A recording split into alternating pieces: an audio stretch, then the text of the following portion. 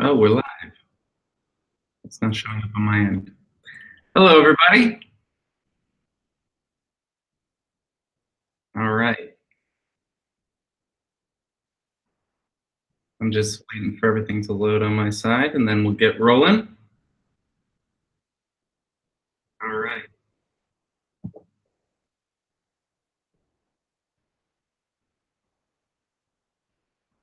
Great. Okay, I think we are live. Welcome to another Ask a Career Coach. My name is Martin McGovern, and today we're going to be chatting about all your questions, but starting with the topic of elevator pitching. A little bit about me. I have a strong background in marketing and career development. So a lot of what we'll be talking about today is not only, the ins and outs of the job search, but also how to use some marketing tactics to help you get noticed and stand out among the crowd of people who are all vying for those coveted positions out in the workforce. I'm going to give us just a couple of minutes to let folks join. We have about 14, well, 26. Wow, that was a big jump. We have about 26 people in the call right now. So I'm just going to give a couple of minutes for people to join us. And while we're waiting, if you have any questions, please put them in the chat. And we'll be collecting all your questions and trying to get to as many of them as possible throughout this call. So we'll just take a brief pause and start adding your questions in.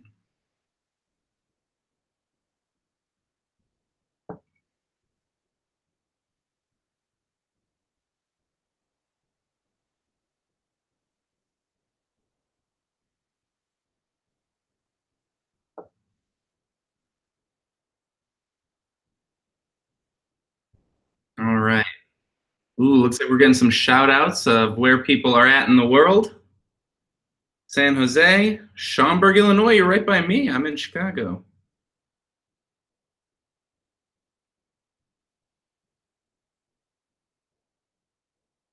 Ooh, another Illinois.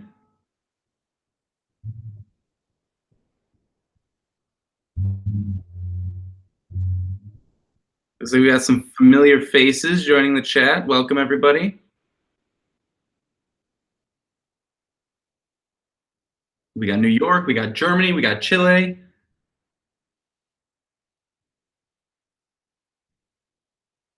India, Bolivia, Batavia, Illinois.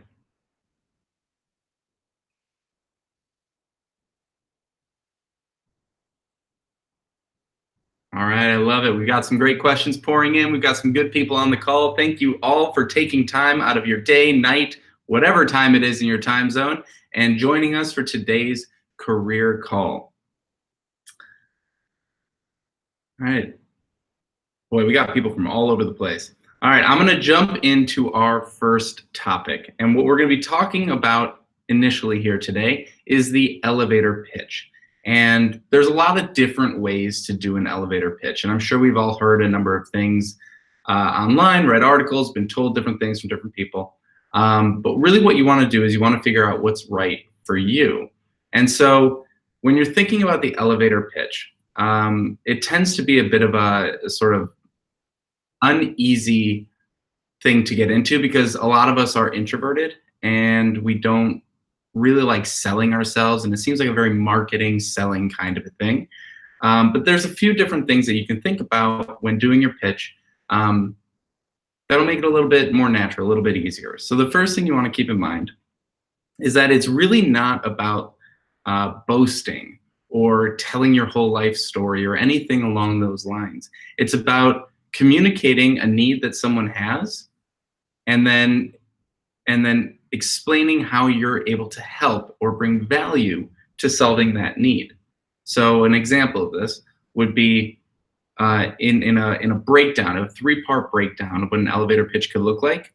You would open it by saying, do you know how? And then you sort of open up a problem. So for me, it's, do you know how people tend to be fairly overwhelmed by the job search and lose motivation because of the high amounts of rejection and non-response on the internet? So that's a big opening, right? You open with, do you know how? Then you follow it up by the second piece, which is what I do.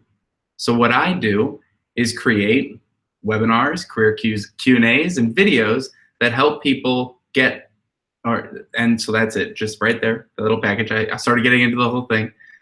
So what I do is I create videos around career topics, and then part 3, that do what for other people. So we want to say, what is it, the outcome of what we do? So the outcome is that help motivate people and get them back to the job search so they can go find their dream job. So you know how people get demotivated? I create videos that motivate. See how it's a nice arc there. And then what you can do when you finish is open the question up back to them. What are the things that you're working on? So now you've got a rapport going and a bit of a ping pong back and forth. If any of you like that style, you can go to the videos that we've been putting up on LinkedIn and YouTube and take a look at some of the videos. I know some of the folks who are joining us today have actually recorded their own versions and posted them up, so that's awesome. But you can put yours in the comments there, and we'll help you, refine them and make them better, or put them in the comments here, and we'll help you refine them together. But that's just kind of the opening here. I wanted to get us talking and thinking about how to put ourselves out there, how to talk about ourselves in a way that doesn't feel so weird, and how to really engage people with what we're trying to communicate.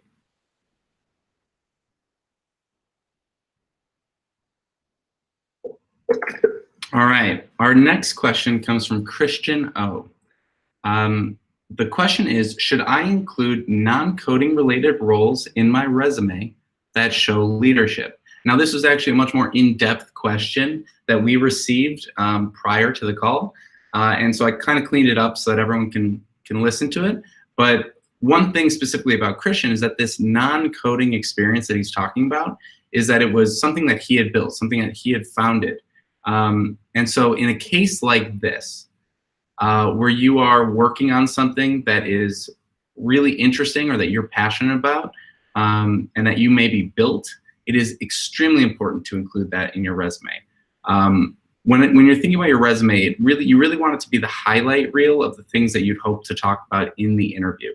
So a funny thing about it is that we tend to think, oh, I should only ever talk about the things that are exactly related to this role.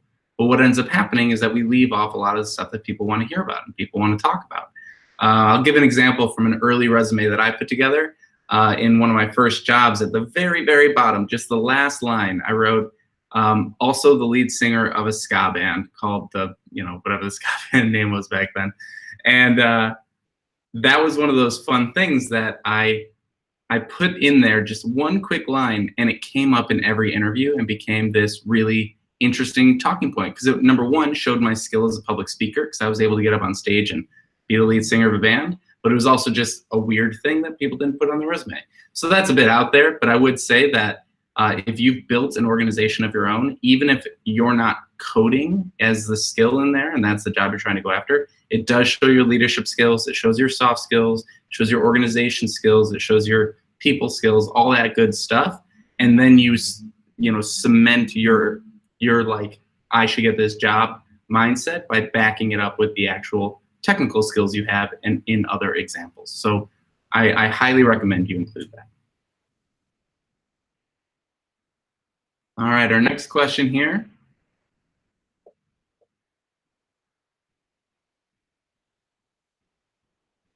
All right. Now, I'm terrible at names, so I very much apologize if I butcher people's names from around the world. I'm a Midwest guy, and it's just not my forte. But we have A. Sohil.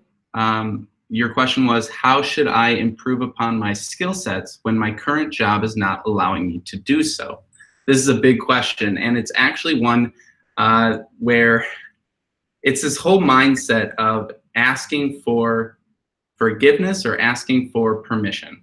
And one of the things that's really interesting is there's a lot of different ways to build your skill set. So if you're waiting around for someone else to tell you to do something, you'll never end up doing it. People just have a million other things going on, and we really can't wait if we're interested in something. So for instance, the reason I'm even talking to any of you today is because early on, someone had come to me and said, hey, I need help with my personal brand. And I just said, all right, let's do it.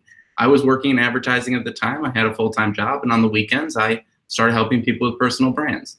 And so if you have time in your schedule outside of work to start developing a new skill, maybe building a small side project, side hustle, even if it's just something very, very small, like your own website or something like that, these are the only way that you're going to be able to build a skill set that you want in the future if it's not in your current job right now.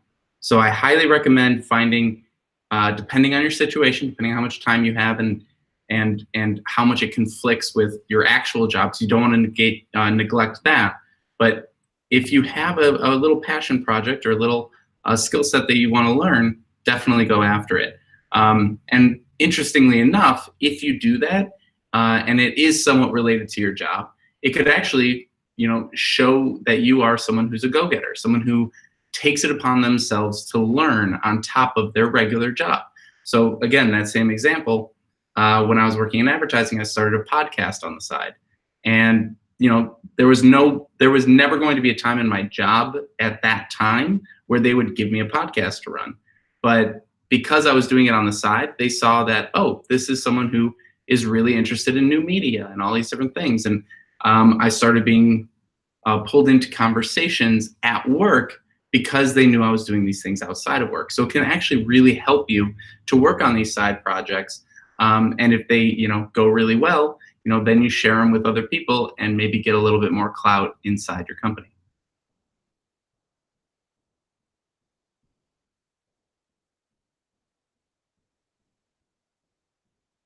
Ooh, all right. Raul asked the question, can you talk about case study questions and how to handle them? Sometimes I feel I make too many assumptions and talk quick. Unsure of your take on that one. When it comes to case study questions, well, let's take the more general part of your question here. I feel like I make a lot of assumptions and talk too quick. This is basically, at the end of the day, the best way that you can start dealing with this side of the coin is to start thinking about, how can I practice speaking? And how can I hear myself talk through these things out loud? So, how do you do a case study question? There's a million resources online. Go to themuse.com, go to any of these websites that have case studies, pull down your favorite case study questions, and then don't prep, don't do anything. Just look at the first one and try and answer it as succinctly as you possibly can while recording yourself. And then what you'll get to do is you'll finish, rambling your answer, and then you get to go back and listen to your response. And there's something about hearing yourself out loud that really helps your brain slow down and process how it is that you speak, so that the next time you talk, you are way more prepared, because you kind of realize, oh, I say too much, or I pause too much, or I ramble too much. And you can kind of go back and do that a handful of times until you get comfortable talking and hearing yourself and talking and hearing yourself. And your brain will naturally start self-correcting once it can hear itself. Because the thing is, when we're just talking out loud to other people, the words are just flying. They're never coming back to us. And so take a second in order to practice this. Download a bunch of case study questions and just give your answers while recording yourself. Listen to it back a handful of times and keep on improving. It'll really, really help you slow down and maybe make fewer assumptions and do better in those interviews. I hope that answered your question.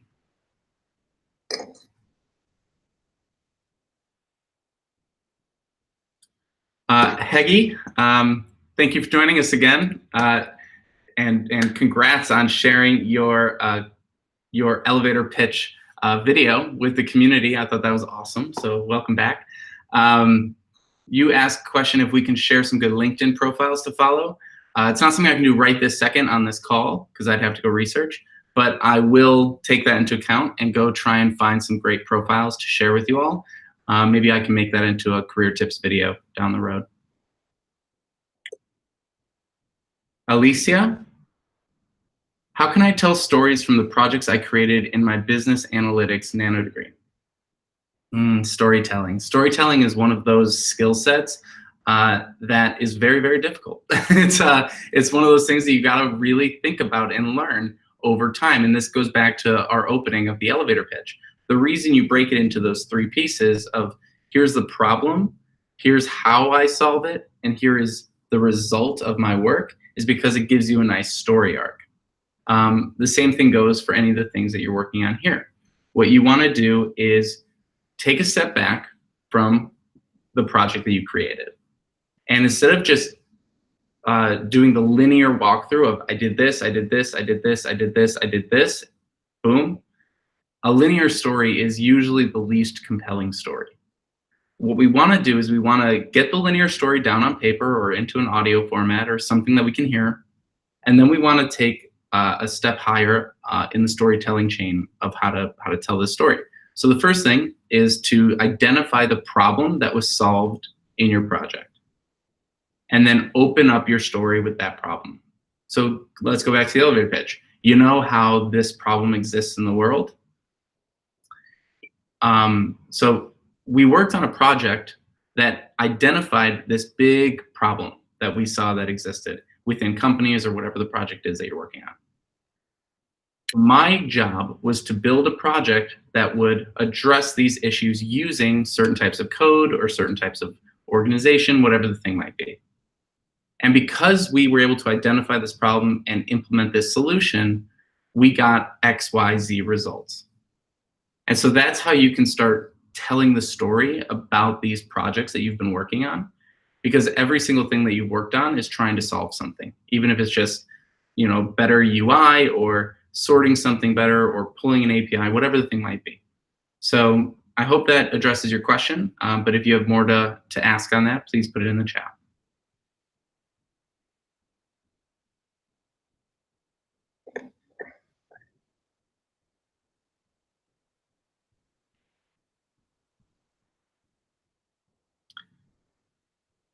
All right. Salim asks, when should I start working on my LinkedIn profile? That's a great question, and very kind of open-ended. The answer is now and always.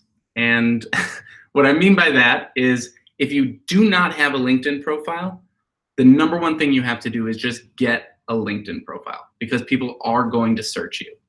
And then you need to make it as, get the basics up there, a profile picture, your work experience, all the titles and everything, and just get the basics. If you get the basics, you're already like leagues ahead of anyone who doesn't even have the profile.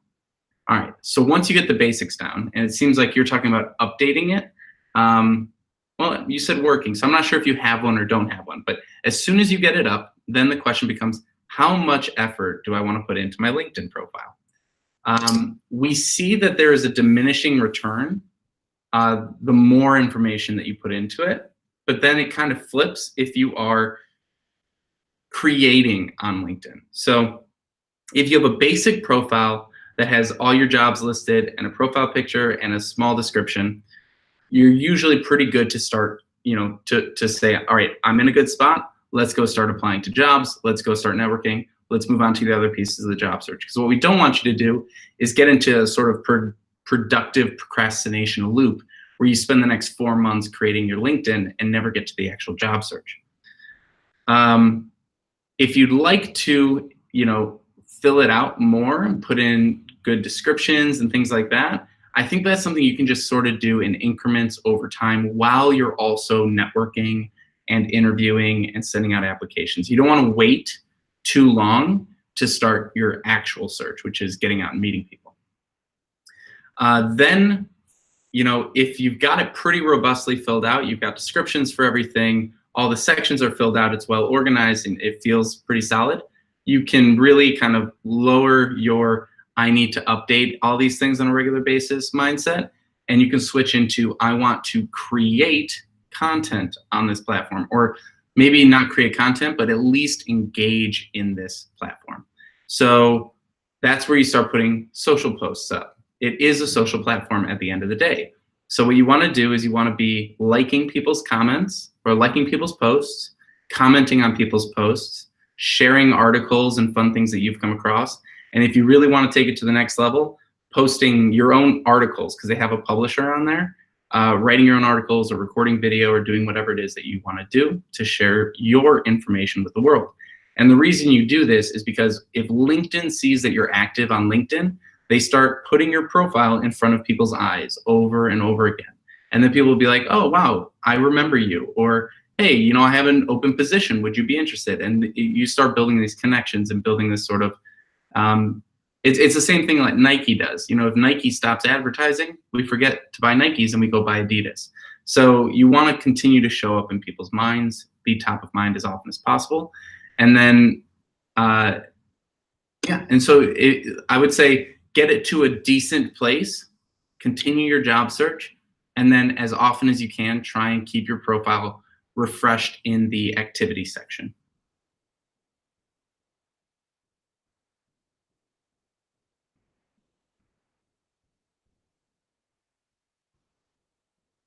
All right, Heggy with another question. I keep hearing it's a numbers game and I don't personalize, or I keep hearing it's a numbers game and don't personalize my resume, but apply to as many jobs as I can. Is this valid? I feel conflicted. All right, there is a lot that goes into this question, so I'm gonna try and break it down. The first thing, it's a numbers game.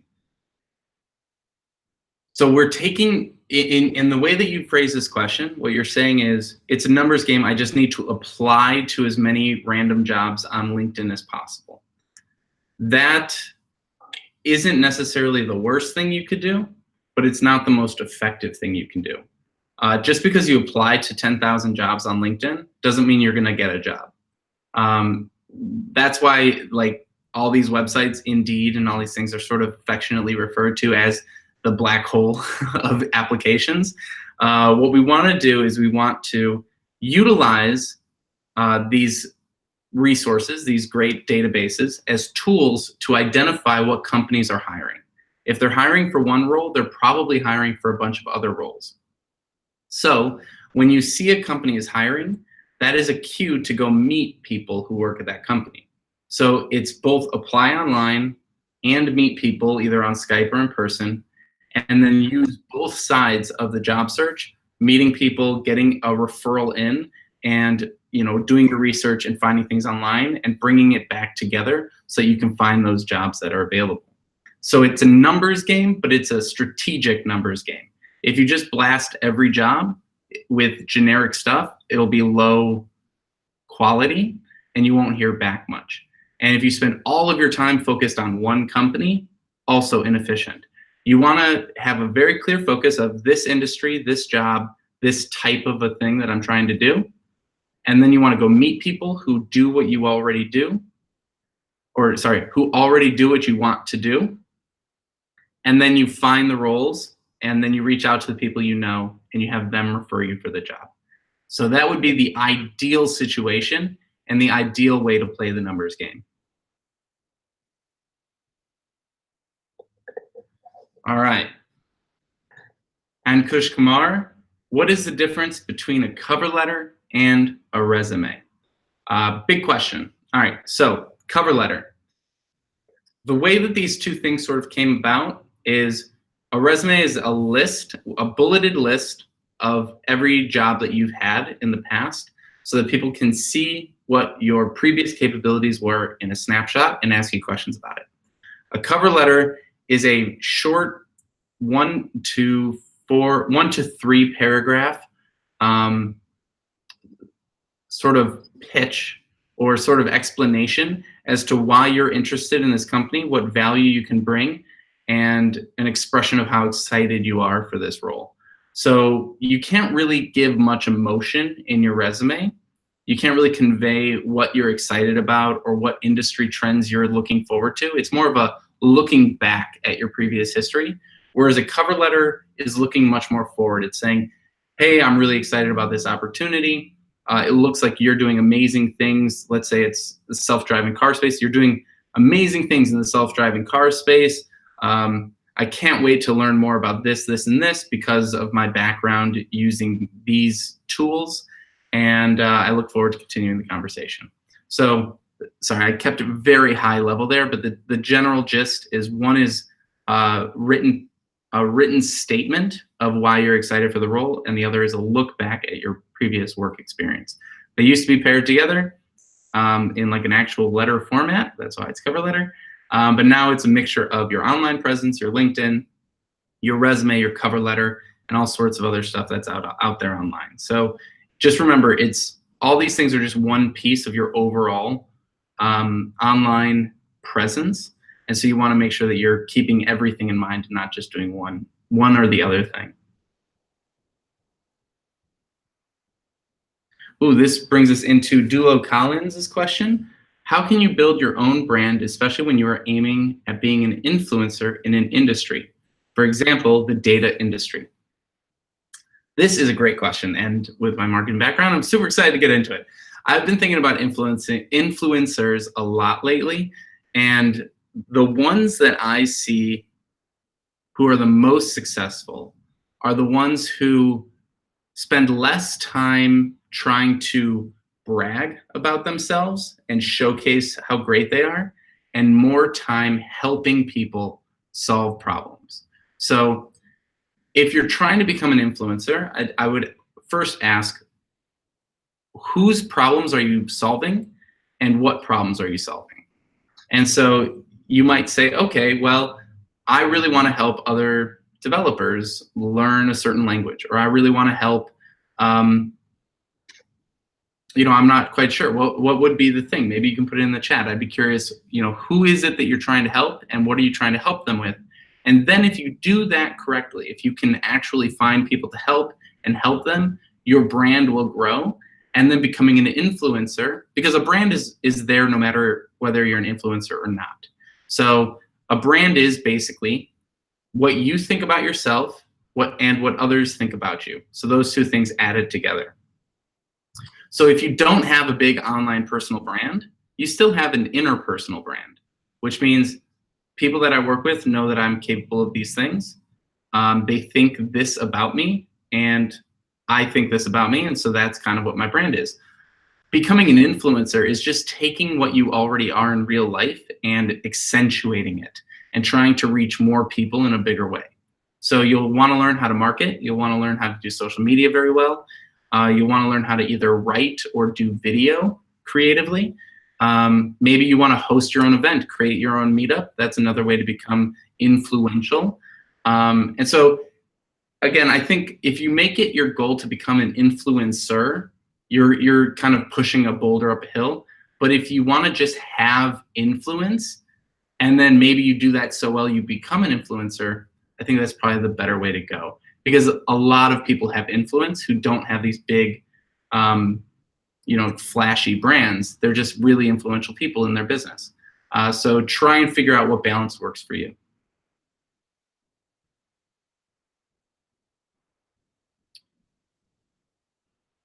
I think I missed one.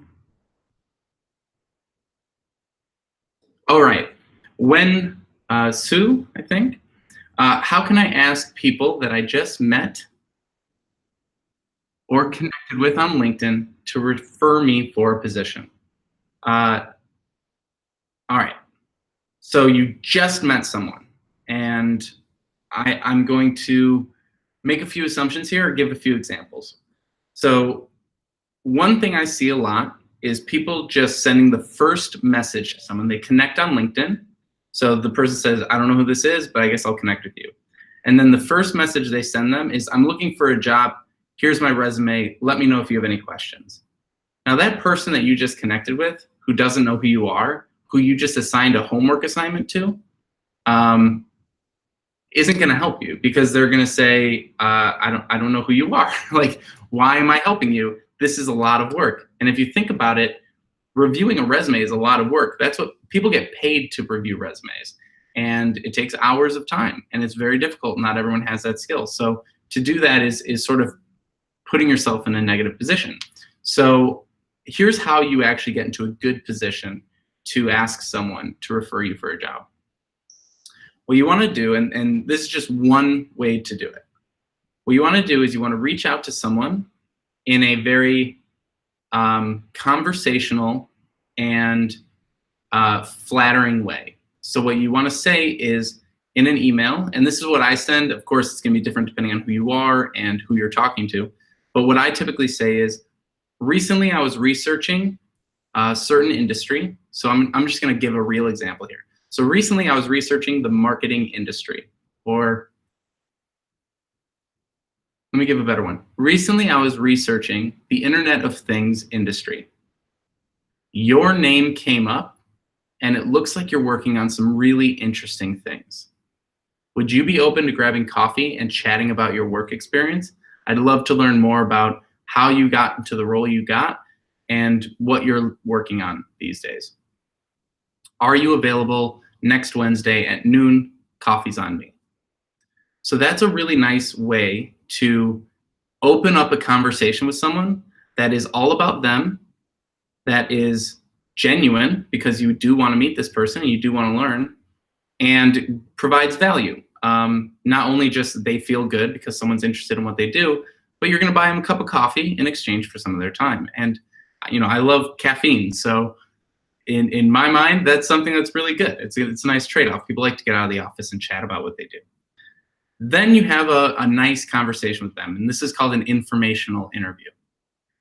If you go in with great questions, asking them about what they're excited about, what they're working on, what they hope to achieve in their job, what impact they have, all these great questions, you have a good back and forth and a good rapport. And if things go well, what you ask next is, at the end of the conversation, you say, is there anyone else you would recommend that I chat with?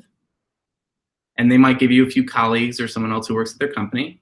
And then you say, if in the future a role opens up, would you be open to passing along my information? And what you're doing here, instead of saying, here's my resume, go do this for me, before they've agreed to do it, you're saying, in the future, would you be open to doing this? And because it's a future ask, and this is just a sales technique, people are much more willing to say, yeah, of course, this was a nice conversation, just send it over anytime. And then maybe a week or two down the road or a month down the road, when you see a job open up, you say, hey, it was so great getting coffee with you a couple of weeks ago. Just saw this role, was super excited. Would you still be up for passing along my resume? Here it is in an attachment. Now they've already agreed to do it, so of course they're going to want to pass it along. You've bought them coffee, you've had a great conversation, and they've already pre-agreed to send along your information. That would be the ideal way to get a referral into a company with a stranger. So that's a lot of work, and that's why we do these sessions, and that's why we coach people, because it is tough. There's about 10 different skill sets you have to build in order to do that. But if you feel like you can give it a shot and follow that sort of linear thinking, go out there and do it. I think it's definitely something you should try. And worst case scenario, they just say no, and you move on to the next person. No big deal.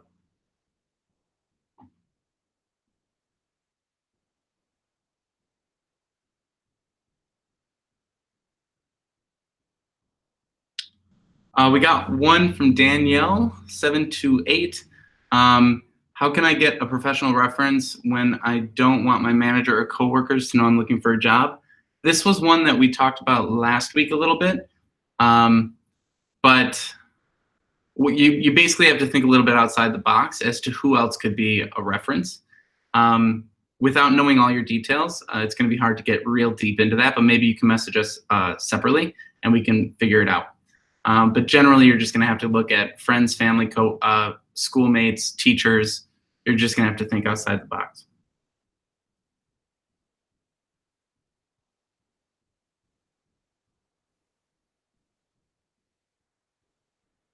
Ooh, I like this one. Tamar, how do you answer the question that amounts to, why are you changing trajectories now?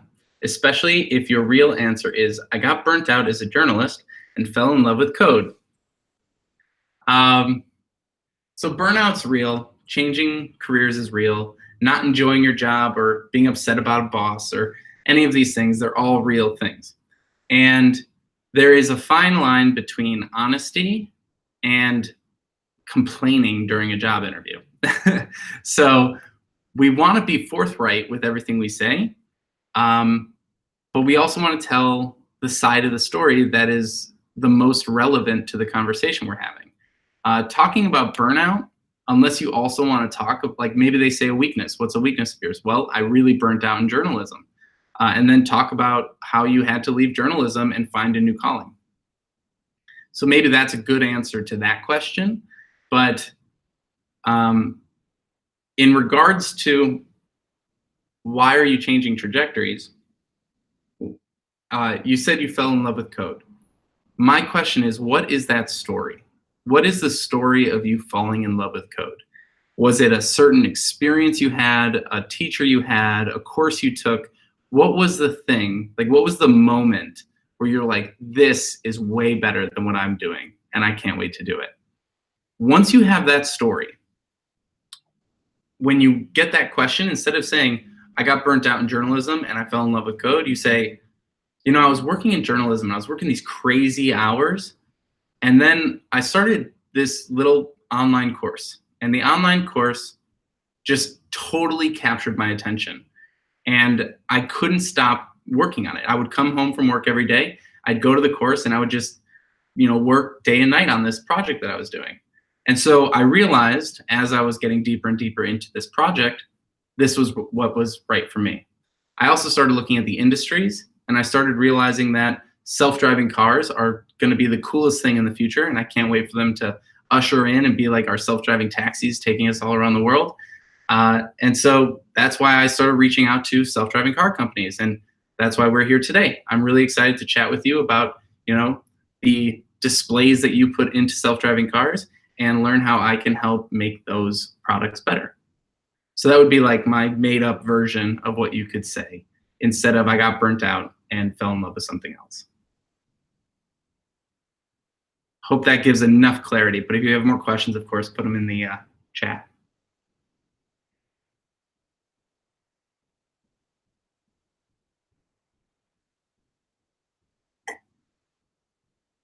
All right.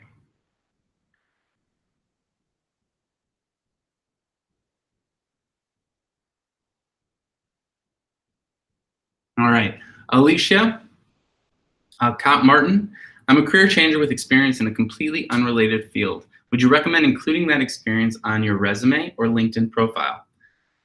I wish I had a little more information on what field you were coming from and all the details there, but in general, yes, you're going to want to include it, especially if you don't have a ton of other things to include in your resume. And then what I would do is Google translatable skills and type in your position. So I was working with someone who was a teacher, and they were moving into, I believe, coding. And so we said, well, let's look up top skills that every teacher needs to have and top skills that every developer needs to have, and see where they relate. And so she just said, oh, awesome. So I'm going to fill out the bullets on my resume with these points because they relate to this new job. So that's just a way to make sure that you're explaining the unrelated in a related way. You can also do this by looking at job descriptions. And in general, like, everything we've done is connected. So, my work in marketing informs my career development work, which informs my video work, which informs everything that I've done along the way. So things evolve, but we stay the same. So your traits and how you accomplish things kind of flow through, and people want to see how you handle yourself in different situations. For instance, I've actually given like personal examples of like how I interact with friends during interviews. Like, oh yeah, back in high school, I was always the person who was putting together events and trying to get people together. Like, that's not work related, but it informs jobs that I've had as well, and informs things that I still do today.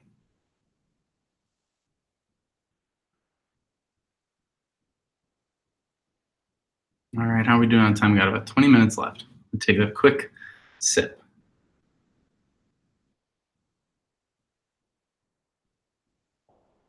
I'm going to jump down to Wayne Ben's question. How do I get free from tutorial purgatory, being constantly stuck in tutorials? I like that phrase, tutorial purgatory. I've never heard that before.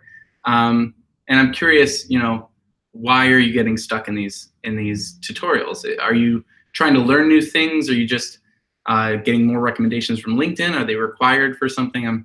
I got a lot of curiosities here, but I've learned a lot from online tutorials. I have no certification, but I have the knowledge in my head. Is it wise to put it on my resume? If you can talk about it in an interview, it's worth putting on your resume. And if you can give an example of how you've done it, you can put it on your resume. If you put it on your resume and they say, tell me about a time that you did that, and you have nothing to say, you're going to be catching yourself in a weird spot. So I would highly recommend only putting stuff on that you can also tell a story about. And then if you want to get out of tutorial purgatory, probably the best thing would be is to go build something. Take some of the skills that you've learned in these tutorials and see what you can go create.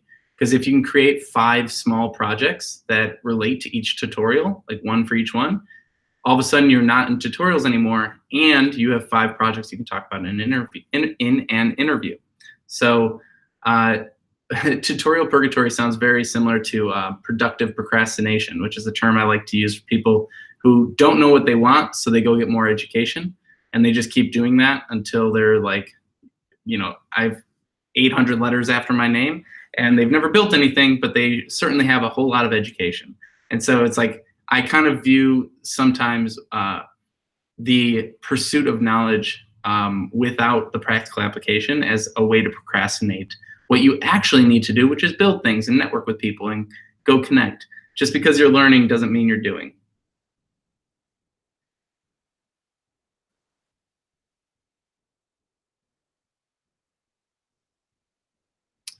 LG good. Do I have a chance as a beginner front-end developer to work remotely? Gosh, this is a real tough one because it depends on so many circumstances. It depends on the types of companies you're applying for. It depends on your previous work experience.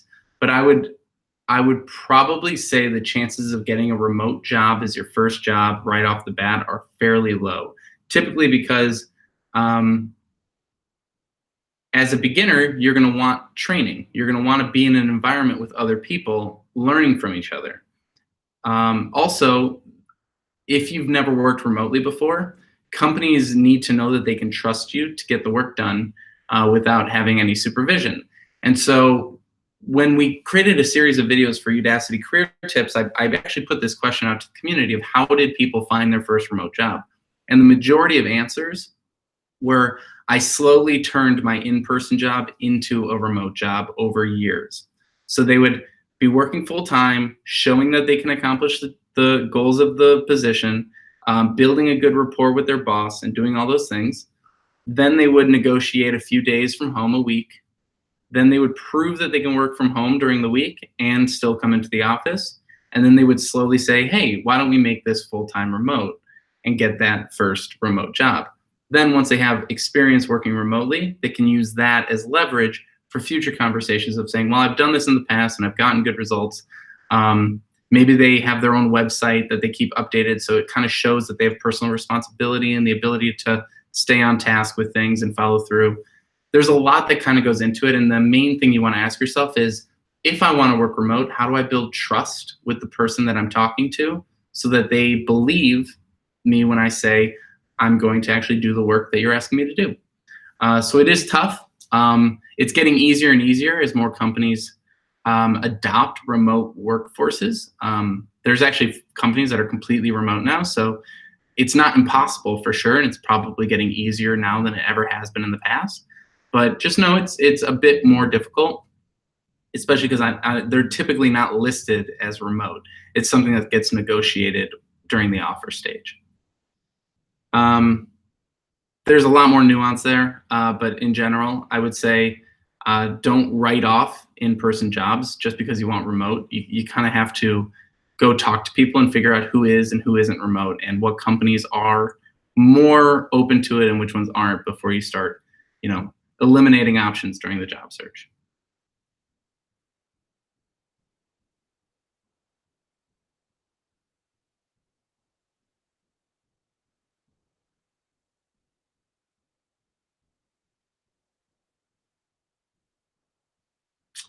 What would a virtual information interview look like, and how should I ask for one? I'm looking for a remote position. This is Mariana Um, hmm.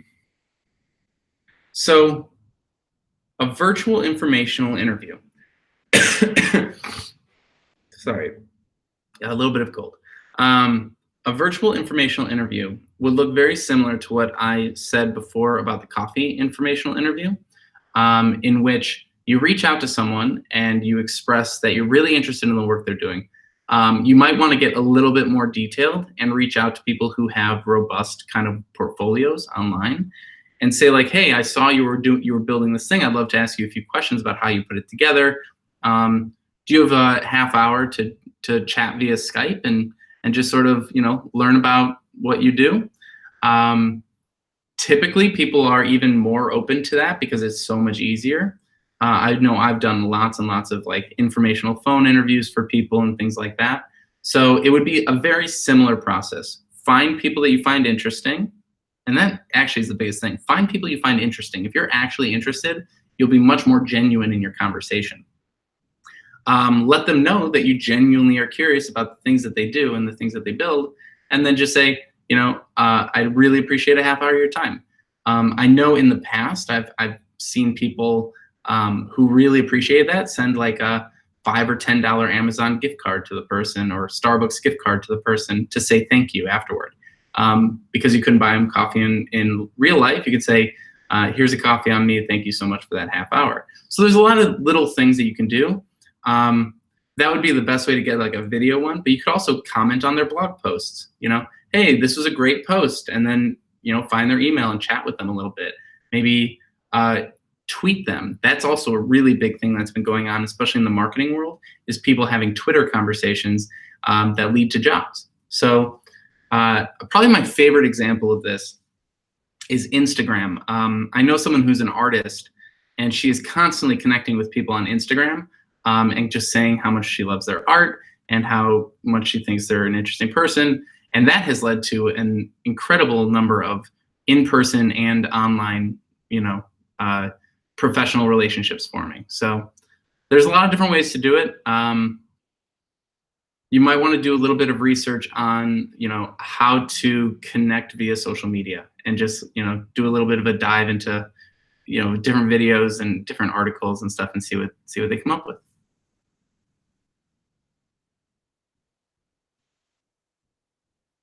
All right.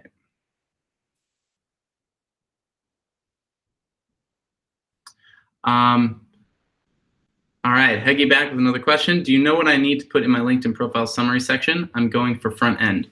You want to include that little elevator pitch. Maybe make it a little bit more broad than the highly specific one, because you'll be talking to more people on your summary. But if you're very clear on the job you want to be doing, make it specific. Go ahead. And then also include your key skills. The key skills that you're going to be using in this next job, because it helps with the SEO. And then if you have any media, I believe you can add media to your summary as well. So those are all good things, good starting points for that. All right, we're getting into our last 10 minutes here.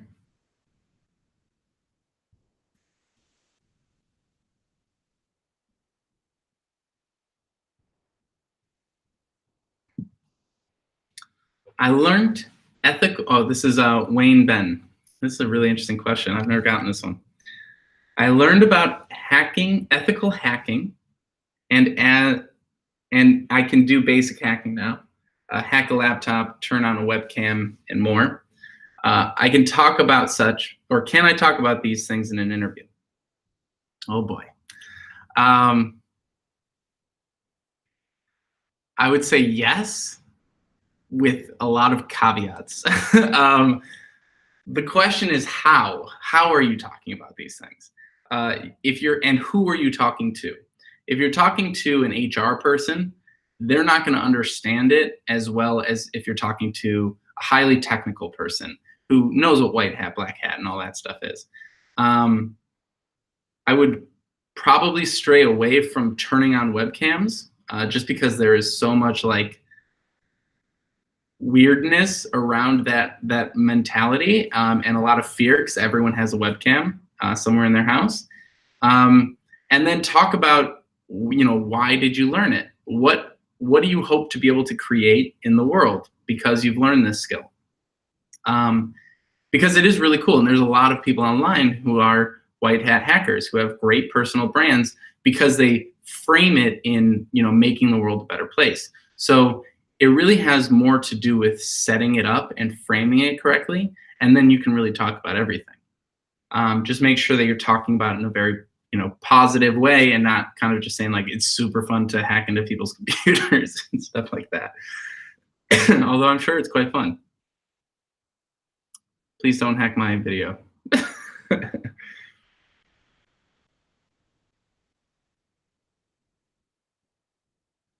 All right, is a summary similar to a career objective? These are kind of all interchangeable terms. And what's tough about the job search is that we've accumulated everything over time. So way back in the day, the way someone would get a job is they would literally walk up to the building, shake someone's hand, and say, I'm interested in a position. Or they would call on the phone. Like my grandpa got his first job when he came from Germany by walking up to a construction site with a bunch of tools and just saying, do you need help putting this wall up?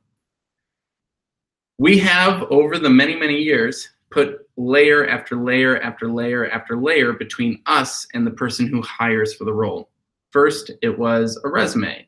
Then it was a resume and a cover letter. Then it was a resume and a cover letter, and whatever else is in there, a middle person, a recruiter, your LinkedIn profile, your social profiles, the artificial intelligence systems that scan your resume. Like, there's just all these different layers. And what we want to do is just strip away the layers or go around them and just get to real people. That's how you're actually going to form these connections.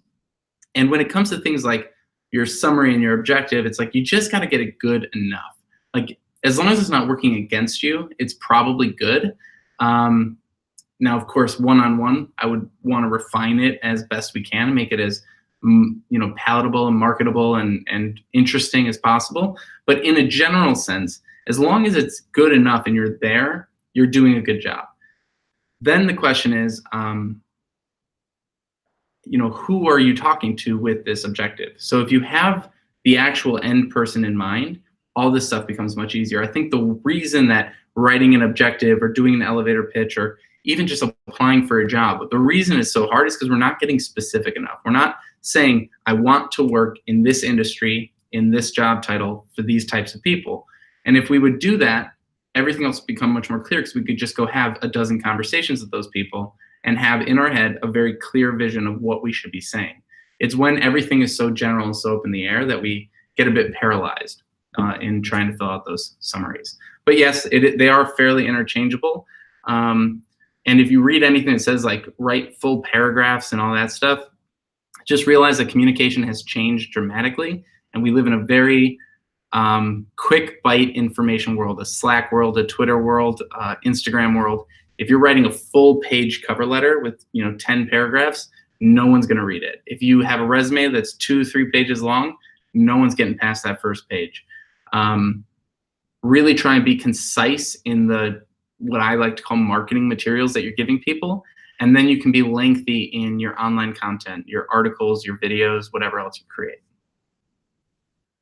And we're in our last 5 minutes here, so I'm going to start wrapping it up. Last one I'll touch on. If you have a career break, is it wise to mention it? Will it have a negative impact? Naluka, it all depends on why you had a career break and who you're talking to. If you just took a couple years off to not do anything, it's going to be a hard one to explain. If you raised a family, it's a totally different thing. If you, took off to take care of an elderly person, or took a leap year to go travel the world, there's a lot of different reasons that people have gaps in their resumes. The key thing is that you need to be confident in the story you tell. If you know why you took it, what you did during it, what you learned, and what you're trying to accomplish, it's not something to be avoided. But if you are hesitant and you're scared of it, or if they ask you about it and you sidestep it, those are the things that get very dicey. So I want to go deeper into that, but I just don't know enough information. But if you want to send us some more details on it. We can try and sift through how exactly you should address that. You can do that in Slack or in the alumni Slack or on LinkedIn. Just let us know. All right. So we are running up to the end here. So let me see if there's anything else I think I can answer in the next 4 minutes.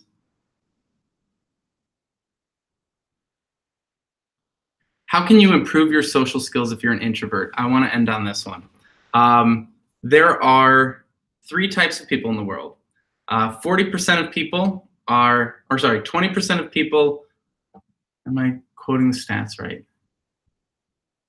I think it's 40. 40% of people are shy, 40% of people used to be shy, and 20% of people are not shy at all. So if you're in the not shy at all, you don't need this question. If you're in the 20% that used to be shy, you've already confronted this and overcome your shyness. But if you're in the 20% that are still shy, this is the introverted question for you. And the answer is the only way you can overcome your shyness is through what is called exposure therapy. You have to go put yourself in situations where the things that you are, let's say, anxious about or don't want to do, you are forced to get comfortable in those situations. So I used to be a very, introverted and shy person. And so what I did was I just forced myself to go to as many networking events and lead as many networking events and go on as many coffees as possible until it became so second nature that now it doesn't drain me the way it would a normal introvert, right? So, and then the other side of the coin, sorry, and I'm kind of conflating introversion and shyness, which probably isn't the best. But the other side of it is if you are truly an introvert and networking events drain you, do one-on-one coffees. Find the type of networking that works for you. Maybe it could just be like, grabbing coffee, grabbing tea, one-on-one. That's my preferred way to do it. Because if I go to a big event with 100 people, I'm useless for like the whole next day. So it's very helpful to sort of find what works for you and then go take care of yourself. If it takes you a day to recover, don't go to 4 networking events in a row, 4 days in a row. Go to one, take a week, go to another. But in between, have one-on-one coffees that are a little bit less exhausting. So I'll end on that one. We're coming up to the end here. Thank you all so much for joining us for our second Ask a Career Coach. Join us next week. Karen's going to be putting the link in the chat for you to register. These are really exciting. These are really fun to do. These questions kind of come from all over the place, and I do my best to answer them. There's, of course, way more that we could dig into and some stuff that I don't have all the answers to, but that's why we're all here. We can help each other in the chat. We can share these ideas. We can take it into the LinkedIn comments, the YouTube comments, the Slack comments, and really build a group of folks who are all trying to help each other navigate these big career questions. So I thank you so much for your time, for joining us from all over the world, whatever time it is by you. Please take the survey and help us improve our experiences here. So, click on that link that's there so that we can, this is our second one. We've got a long way to go. We got a lot to improve. So I appreciate you taking that survey and sharing your thoughts, what went well, what didn't. And I look forward to seeing you next week, Thursday, same time, for another Career Q&A.